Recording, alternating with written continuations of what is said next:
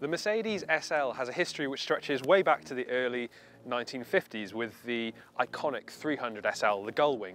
And since then it's become a byword for fast premium performance.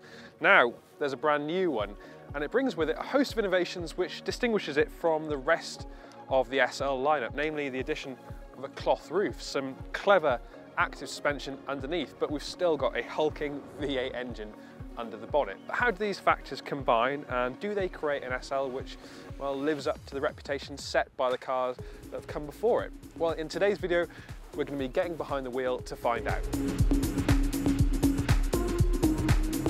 The big change with this new SL is the fitment of a cloth roof. Now, that fabric roof makes the whole car lighter than before, and it also helps to lower the centre of gravity. Press the button inside and it'll take 15 seconds to raise or lower at speeds of up to 37 miles an hour. So you can definitely do it at the lights if it starts raining. Elsewhere, we've got quite a classic design with that big long bonnet ahead of you, though the rear end is definitely shorter and sharper than it was on the old SL. If you look closely at the front apron too, you might notice the clever jet wings at either side, which help to channel air more effectively to the radiators. It's a really purposeful design, and of course the huge Mercedes badge on the nose makes sure that you know that it's a car from Mercedes. There are loads of features to talk about inside the cabin of the SL. For starters, we've got this massive central screen, which is quite a common feature in Mercedes models now. But one interesting change that comes through its fitment in the SL is that you can actually adjust the orientation of the screen so that when you have the roof down, it doesn't get too much glare on it, and I think that's quite clever. Elsewhere, we've got some usual practicality functions. We've got some nice cup holders down the middle, and you can push that and close it off again. We've got some gloss black plastic, which, as you know, I'm just not a huge fan of because it just shows up everything.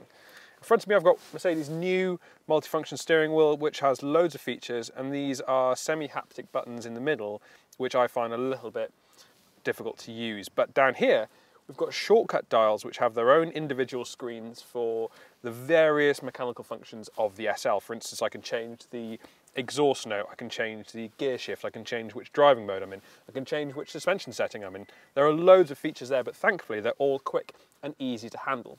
One feature I do like in the SL, which has been a common feature for a little while now, is the air scarf, and that's these little vents in the headrests which put warm air down over your neck and shoulders, so even when it's chilly, you can still be nice and warm in here. It's all quite cocoon-like. It's worth mentioning too that the SL is a 2+2. There are rear seats, but I'm not going to fit in there, and I think realistically you're only going to get very small children back there comfortably.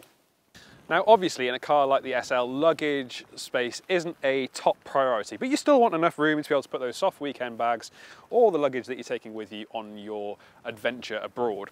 Still, there are 213 litres of storage space to play with down here. It's quite deep, though you are going to have to load it up and over into there. This is a powered boot too, although I think that might be too much of an extra function. I don't think it needs to be powered because it's tiny.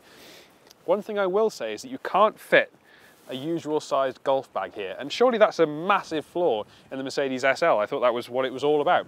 Regardless, you can get some soft weekend bags and you can stuff them back there, so when you are traveling, you've got enough room to put your luggage in the back of the SL.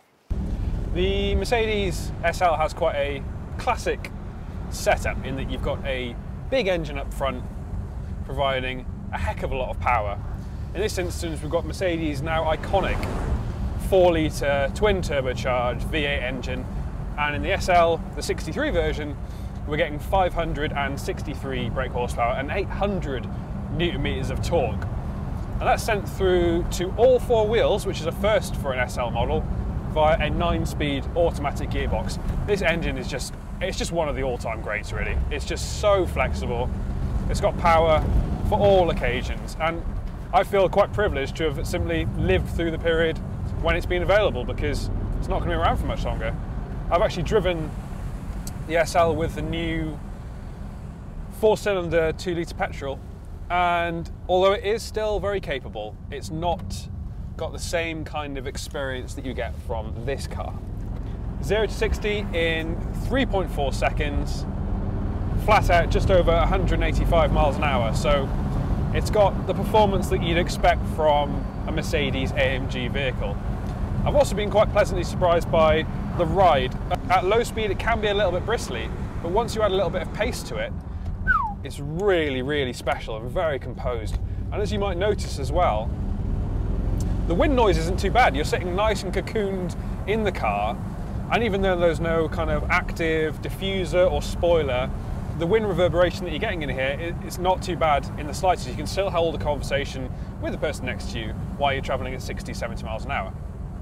The SL also comes with rear axle steering, which means that the wheels turn in opposite directions when you're at slow speeds and the same direction at high speeds. That's giving you agility through the corners and in those slower maneuvers, but providing the reassurance when you're traveling a little bit quicker. It can at times make the car feel a little bit nervous, but I think it works quite well overall. And then there's just the noise of this car in second gear, wide open. You just never get tired of it, never. I've driven a number of cars with this engine in it, and it's just exceptional in every application it's put in. In the SL, it suits that kind of full muscle car aesthetic that you kind of expect. But it's also just nice and sharp, this car. It feels dynamic, it feels agile. It feels kind of in contrast to the kind of car that it is, because you almost expect it to be a big, sort of lazy, heavy roadster, when in fact it's a lot more dynamic than you might think. Of course, a byproduct of all of this performance is that it's not that efficient. Mercedes claims that you should be getting just over 20 mpg. I think if you drove it in a keener fashion, shall we say, it's going to be in the mid-teens. You might even get down to 10 perhaps. I will say for the bulk of the time, I keep the SL in comfort mode. It's got the nice soft suspension setting, and I quite like the sort of lazy throttle application that you get in it for most of the driving. You can flick it into Sport Plus and that makes it far sharper, but the way that I've been dealing it out, and you can choose via individual modes, is that you can set the comfort suspension with a sharper throttle and the loud exhaust, because if you can have an AMG model, then I presume you want the loud exhaust and you want it on all the time. And actually, it's at 30 miles an hour that you get to appreciate the experience of the SL. Of course, this is a car designed to go fast, but it's when you're cruising along and just drinking in the surroundings, which is the whole point of a convertible or a roadster, that you get the full experience of what this car is all about.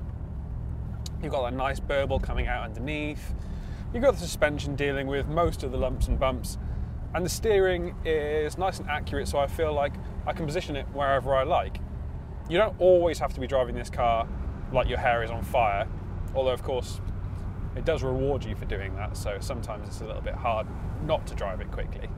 It feels like a really nice little blend between the refinement that you want from kind of cross-continent roadster with the performance of a proper sports car. The new Mercedes SL feels even more capable than before. Thanks to its direct links with AMG, this is a car which feels direct and useful and engaging to drive, but still has all of those features that attract people to the SL in the first place, namely its well-made interior and premium executive finish. Okay, so practicality might have taken a hit over the previous SL, but I think in all other areas this is a car which feels better and more well-rounded than ever before. Thank you for watching this Motors.co.uk new car review on the Mercedes-AMG SL. Now, if you have enjoyed this video, please leave us a like below and let us know in the comments section what you think of the SL. Could you see yourself driving this roadster, or is there another car you'd rather instead? And since you're here, please remember to subscribe to the Motors.co.uk YouTube channel. And if you hit that bell icon, you'll get a notification each time we upload a new review.